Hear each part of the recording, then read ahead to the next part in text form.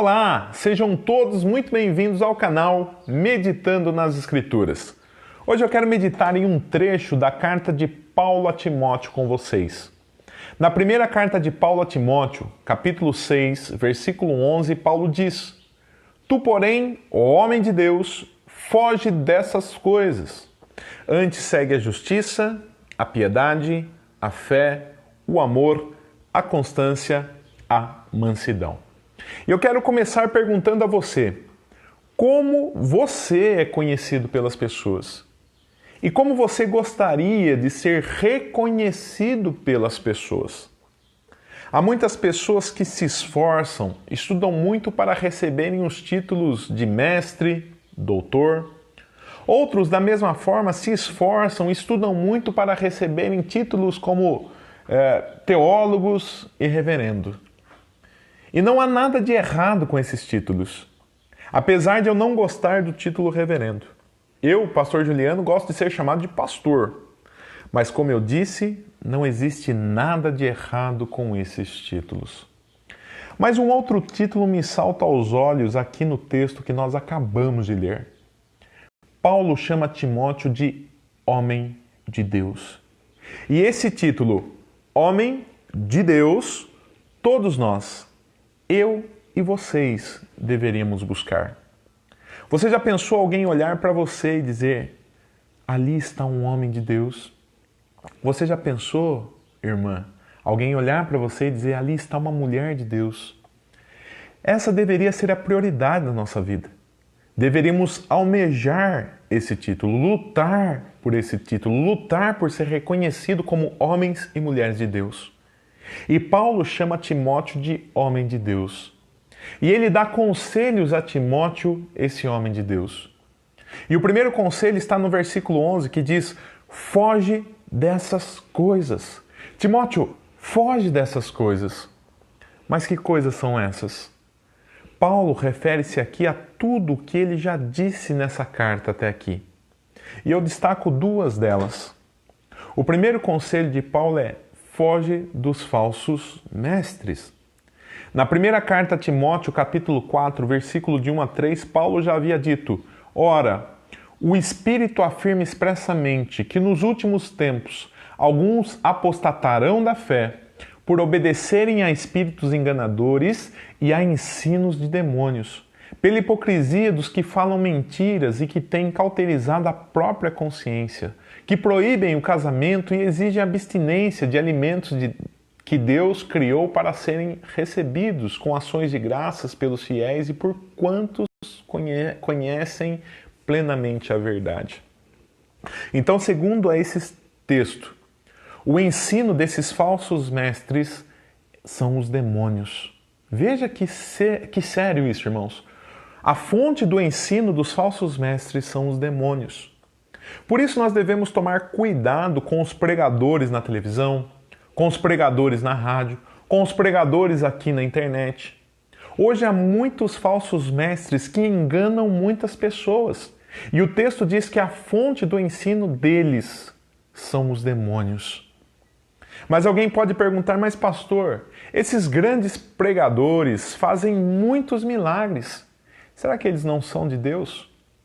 E eu falo para você, querido, que a Bíblia ensina que apresentar milagres não significa necessariamente que uma pessoa é de Deus. O próprio Jesus nos orienta com relação a isso.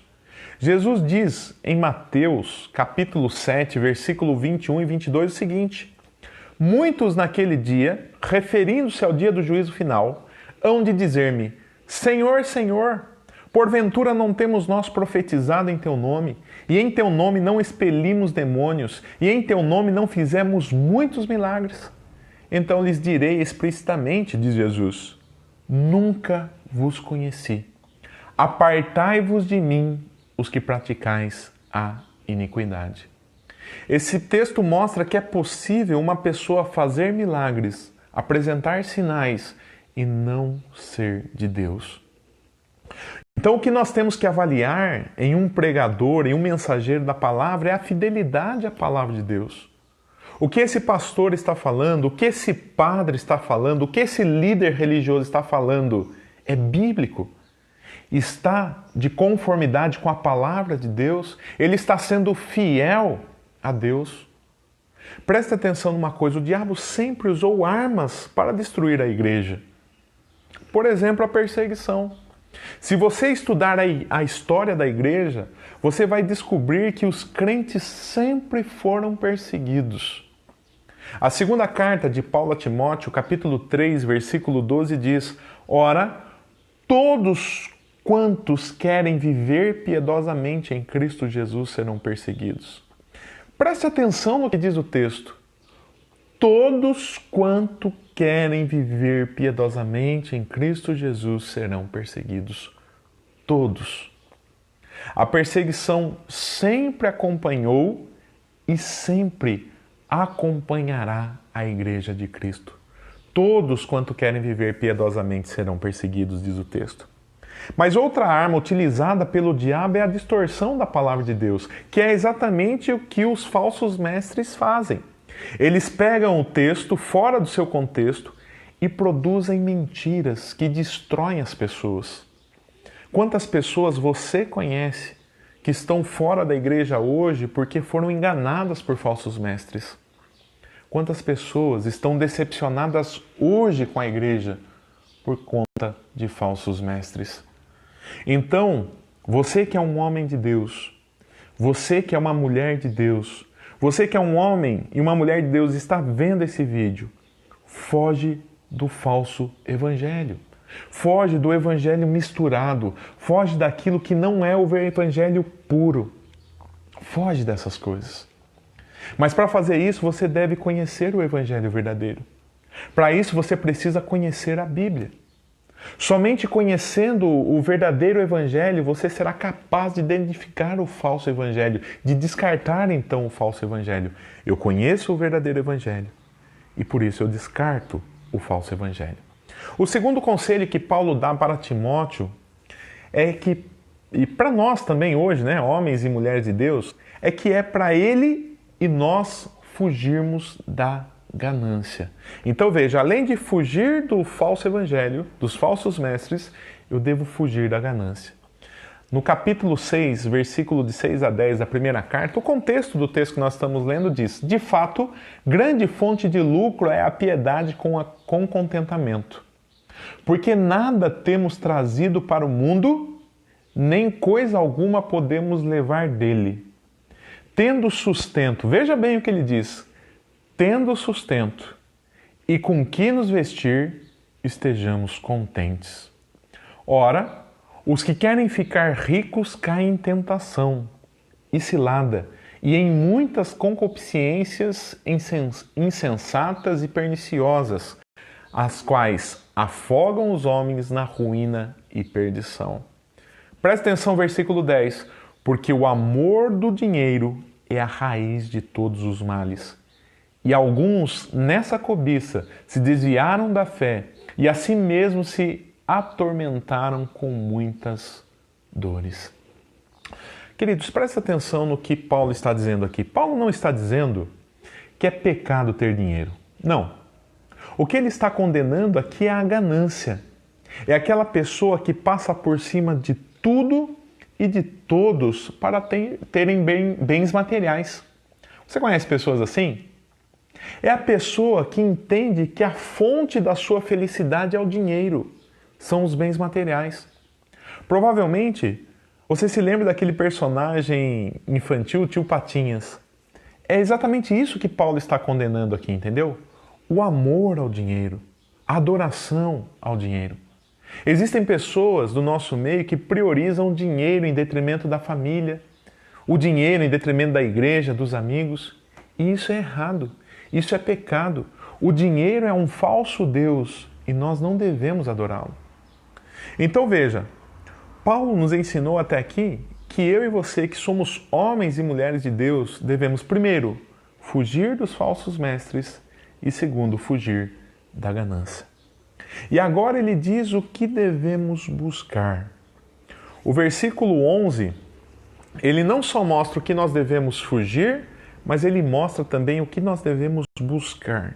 O verso 11 diz: Tu, porém, ó homem de Deus, foge dessas coisas. falsos mestres e ganância. Antes segue. Veja, e a ideia aqui é perseguir insistentemente. Perseguir o que insistentemente?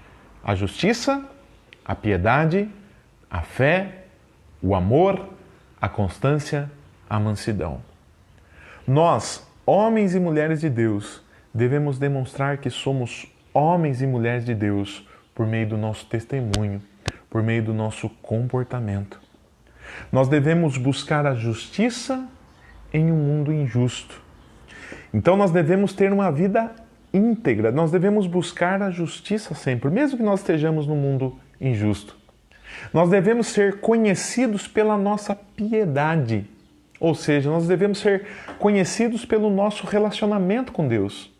A nossa devoção a Deus, ela deve ser prática, deve se mostrar no nosso comportamento. Nós devemos também ser fiéis a Deus. A palavra fé aqui também pode ser traduzida como fidelidade. Então eu e você, homens e mulheres de Deus, devemos ser conhecidos pela nossa fidelidade a Deus, pela nossa fidelidade à palavra de Deus. Nós devemos também ser reconhecidos pelo nosso amor, pelo amor ao próximo. Deus é amor e nós devemos demonstrar então na nossa vida, no nosso comportamento, esse amor para com o próximo. E devemos também ser constantes. A ideia aqui é de perseverança. Temos que ser perseverantes no caminho do Senhor. Quantas pessoas são inconstantes no caminho do Senhor? Né? Nós devemos ser constantes, perseverantes. E devemos ser mansos como o nosso mestre. Né? É assim que nos ensina o texto. Então, queridos, que Deus nos ajude a fugir daquilo que não agrada a Deus e a buscar com perseverança as virtudes aqui relacionadas. Que Deus abençoe a sua vida, que Deus abençoe a sua casa, a sua família e até o próximo programa.